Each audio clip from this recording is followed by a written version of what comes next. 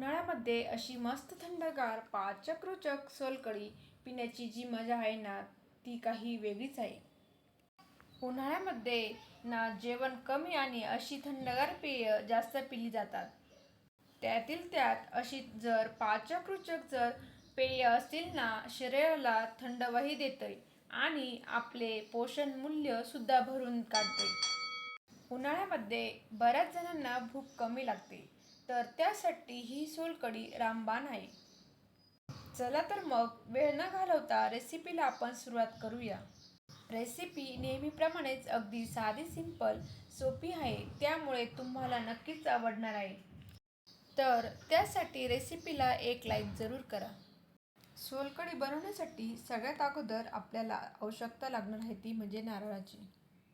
इथे मी अख्खा नारळ घेतलेला आहे. त्यानंतर सोलकढीमध्ये टाकण्यासाठी ना मी थोडीशी ट्विस्ट या ठिकाणी या सोलकढीमध्ये आणणार आहेत.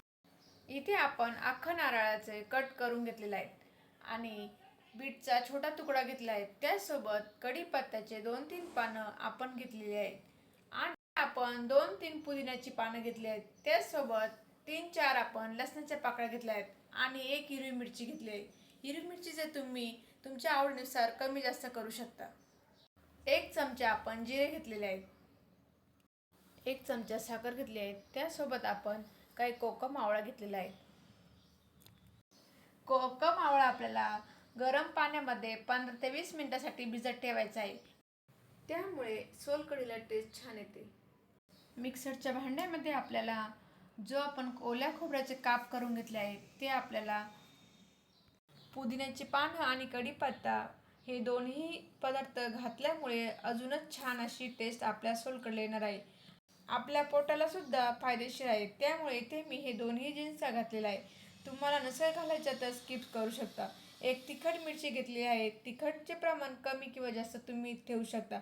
सुरुवातीला काय करायचं, याच्यात पाणी न टाकताच आपल्याला हे मिक्सरला फिरवायचं आहे आणि त्यानंतर साधारणतः इथे मी 1 ग्लासभर पाणी यामध्ये घालणार आहे आणि मस्त काय अशी आपल्याला नारळाचे दूध तयार करायचे आहे.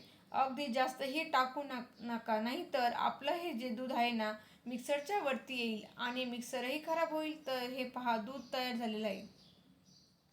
त्यानंतर येथे एक भांडं घेतलं आहे, खाली गाळणीही ठेवलेली आहे आणि हा एक सुती कपडा घेतलेला आहे.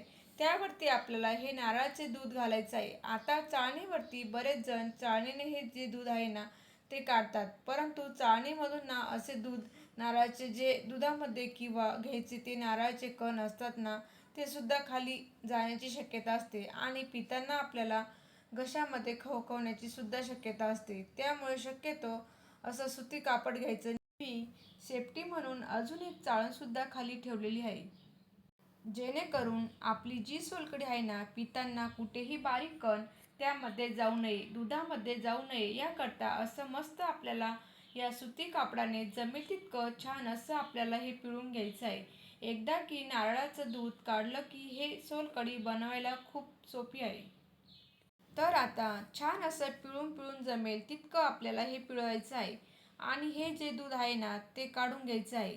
कारण पहिल्या बॅचमध्ये जे दूध आपण काढणार आहोत ना ते बऱ्यापैकी घट्ट असतं आणि जेव्हा दुसऱ्या बॅचला जेव्हा आपण हे नारळाचं दूध काढू ना त्यामध्ये थोडंसं पाण्याचं प्रमाण जास्त असतं. त्यामुळे सुरुवातीलाच छान असं पिळून काढायचं आहे आणि घेताना शक्यतो असं सुती रुमालच घ्यायचा आहे. म्हणजे जे नारळाचं दूधही काढायला सोपं जातं, पिळायलाही सोपं जातं आणि जे बारीक बारीक कण असतात ते सुद्धा रुमालातून बाहेर येत नाही. घेताना असा थोडा जाड रुमालच घ्यायचा आहे. एकदम पातळ कपडा आहे तो वापरू नका. आता हे पहा, पुन्हा एकदा मिक्सरच्या भांड्यामध्ये टाकायचं आहे, म्हणजे जे काही राहिलेलं दूध असेल ना ते सुद्धा पूर्णपणे निघून येईल. आता यामध्ये साधारण अर्धा ग्लास पाणी टाकायचं आहे, कारण सुरुवातीला आपण 1 ग्लास पाणी घेतलेलं होतं.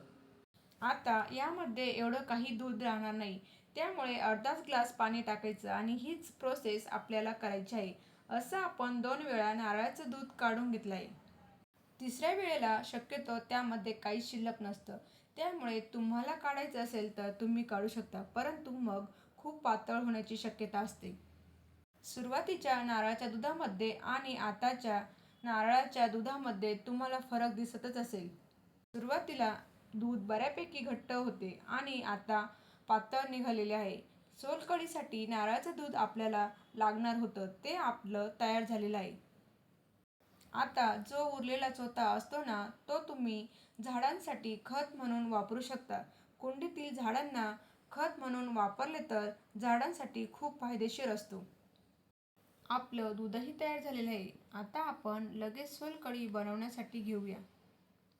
सोलकढी बनवण्यासाठी यामध्ये सुरुवातीलाच चवीप्रमाणे मीठ घातलेलं आहे. 1 पाव वाटी आपल्याला कोकम आवळा घालायचा आहे. येथे तुम्ही जो रेडीमेड कोकम आवळा मिळतो ना, तो वापरला तरीही चालेल. मी चाळणीने त्याचा आगळ काढून घेतला आहे. तुमच्या चवीप्रमाणे तुम्हाला कमी किंवा जास्त ॲडजस्ट करू शकता. तुम्हाला थोडीशी आंबट गोड हवी असेल, थोडी जास्त आंबट हवी असेल तर थोडं प्रमाण वाढवू शकता. कमी आंबट हवी असेल तर थोडं कमीसुद्धा केलं तरीही चालेल. अशी मस्त आपली येथे झटकीपट तयार होणारी ही सोलकढी येथे पारंपरिक पद्धतीची तयार झाली आहे. इथे आपण सोलकढीमध्ये कढीपत्त्याची पानं आणि पुदिन्याची पानं वापरली आहे. शक्यतो काही जण वापरत नाहीत, त्यामुळे तुम्ही इथे पूर्णपणे स्किप करू शकता. परंतु सोलकढीमध्ये हे दोन्ही पदार्थ वापरून पहा, तुम्हाला नक्कीच आवडेल याची मला 100% खात्री आहे. कारण शरीरासाठी कढीपत्ता आणि पुदिन्याचे सेवन सुद्धा चांगलं आहे. कारण पोटाला थंडावा देण्याचे काम हे पुदिना करणार आहे, त्यामुळे ह्या दोन्ही जिन्सा घातल्या आहे. सोलकढी तयार झाली आहे.